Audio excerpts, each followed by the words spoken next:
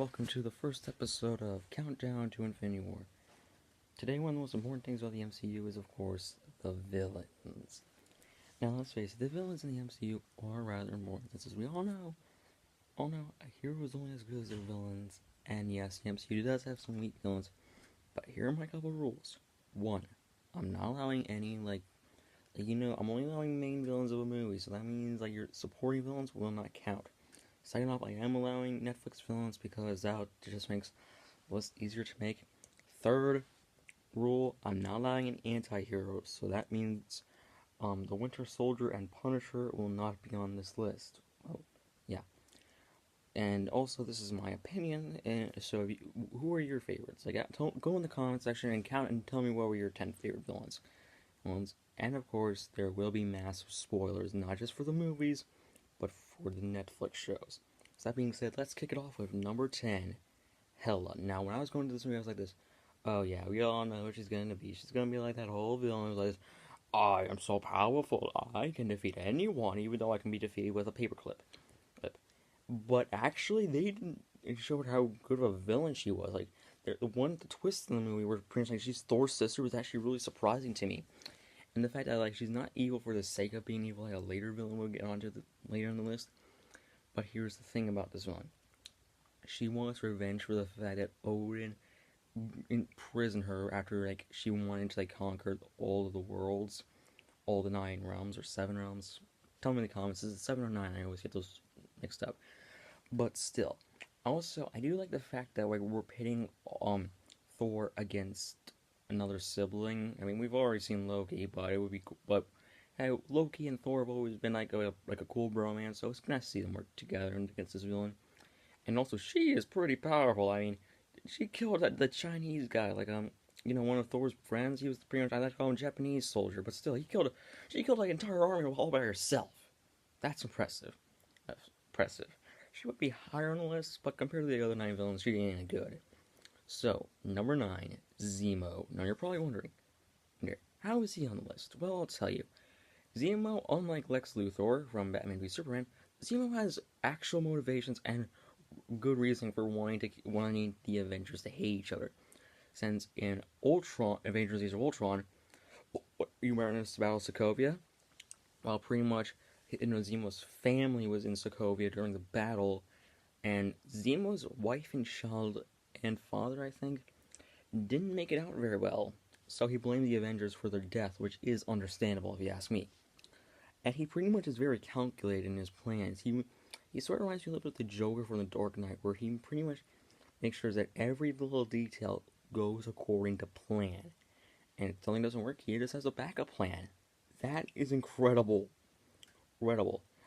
And, of course, he doesn't have much physical side, since he knows that, I like the fact that even though he knows he can't take on the Avengers in a one-on-one, or 1 to 16, and he decides that I cannot handle them fist to fist, but I can make them destroy each other by themselves. That is impressive villainry.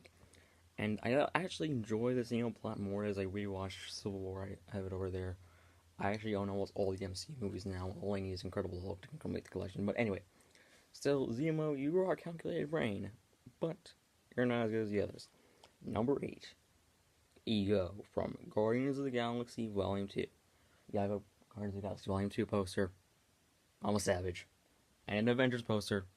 You can't probably see it, but still. I'm just saying.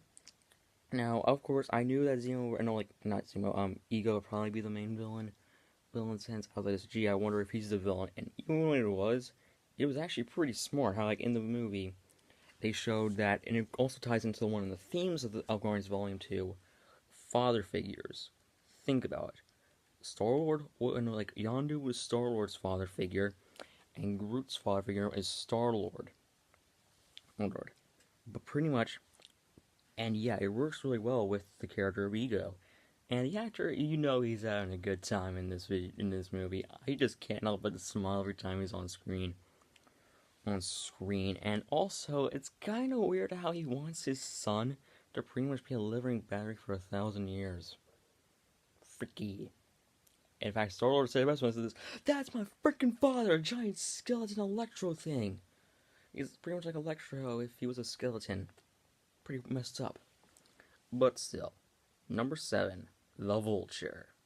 Now, most people didn't like Spider-Man Homecoming. I liked it a lot. As a longtime Spider-Man fan, I enjoy it. It's not as good as Spectacular Spider-Man, but it's still damn good if you ask me. And of course, one of the major highlights of the movie that everyone who didn't like it can agree on, Michael Keaton gave a great performance. It's also pretty funny how like the old Batman is fighting the new Spider-Man movie. Oh my god. Old Batman versus new Spider-Man? That's pretty cool. But still, he just plays that threateningness every time he's on screen. You can tell he's having a good time. See, Michael Keaton is a really good actor. I heard a lot of good stuff about him in Birdman, but it's kind of funny. He played a superhero in a movie that was a bird-like creature, and he's playing a supervillain. It was like a bird. It was a bird creature. Funny if you ask me. But still, one of my favorite scenes with the Vulture was the scene in the car, like when he is taking Peter and Liz, because spoilers, Liz is Adrian Toome's daughter, and that entire scene was perfect.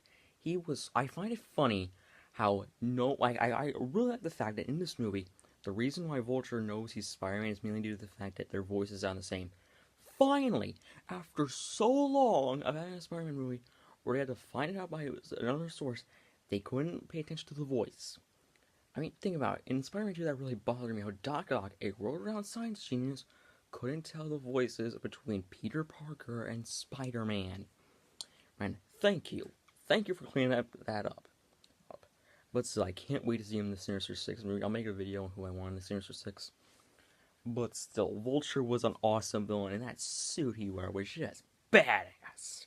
Wait, am I allowed to say curse words now because of the whole YouTube being like this family friendly? Or still, number 5, Billy Russo from The Punisher. This film is actually pretty interesting. How he's a villain that ties into the main hero. Since before The Punisher began, pretty much Billy Russo and Frank Castle were like brothers in arms. In fact, before before like Frank's daughter and like family died,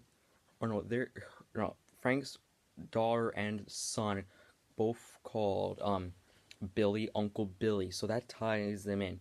And he was just a pretty cool threat, and the way he acts is just great. He always has that charm in every scene he's in, and he's not afraid to get his hands dirty, which I really liked. And I really like the fact that the climax of the show is them fight on the carousel where Frank's family died and he became the Punisher. That was cool. Still, I really can't wait. I can't wait to see him in Punisher Season 2. Also, please have Kingpin in the Punisher Season 2. They sort of build that up at the end of Daredevil Season 2 where Kingpin says, "We'll meet again. But next time, only one of us will walk away." But still. Number 4, Killmonger. This film, Michael B. Jordan finally pretty much saved himself from his career. Because let's face it, Fan Force was a pile of crap. It was garbage. It was hot donkey crap. And Michael J. Jordan finally got his chance to shine in this movie. I mean, sure, yeah, he was awesome in Creed, which was an awesome movie, by the way.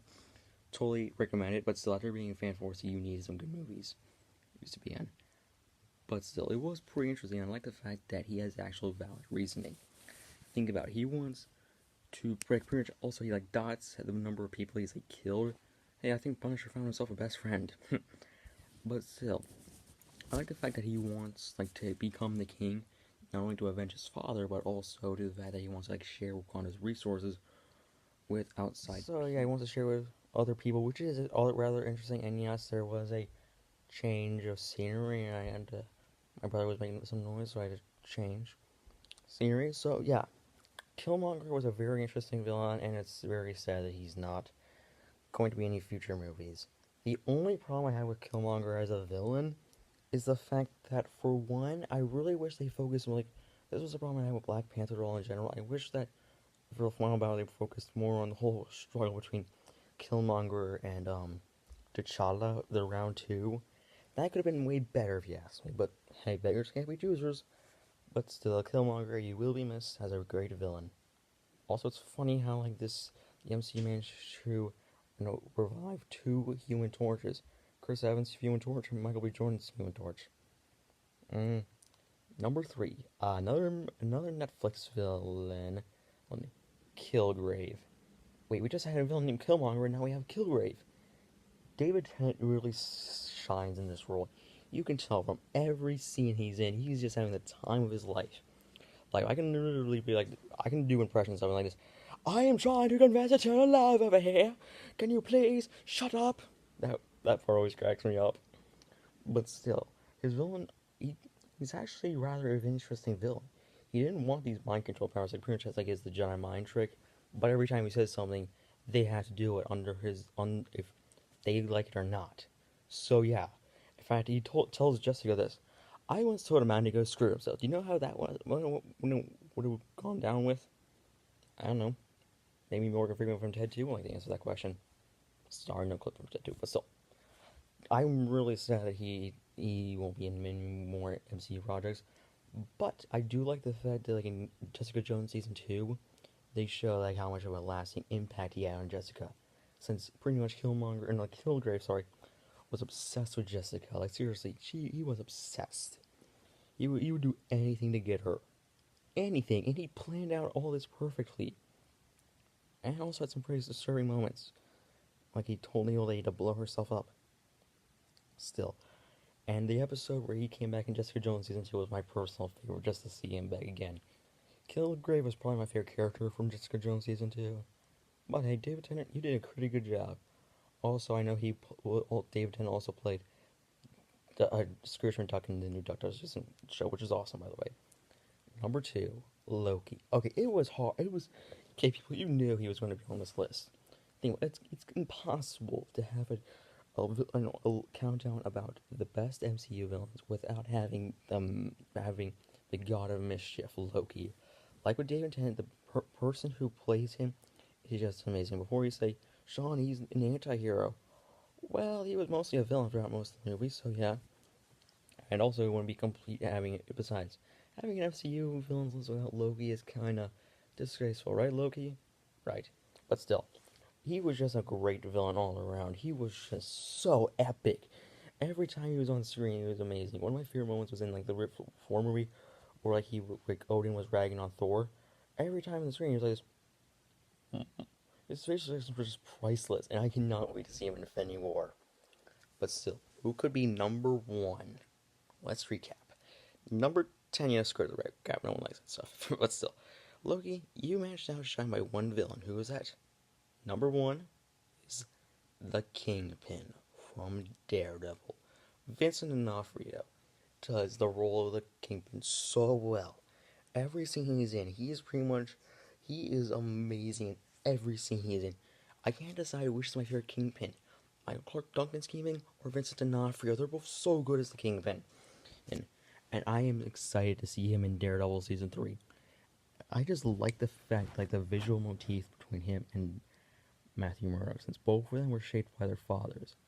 Matt Swan was a loving, caring dad who would do anything for Matthew, while Kingpin's dad was an abusive father, and that implies was abusive nature. That is something I like. And also, I like the fact that he's like admiring a white panel, like sooner or later he is going to wear his white suit. That is amazing, and I cannot wait to see him in Daredevil Season 3. So I hope you enjoyed my list. Who are some of your favorites? I'd love to hear them. Make sure to like, comment, and subscribe for more videos like the one you just watched. Bye.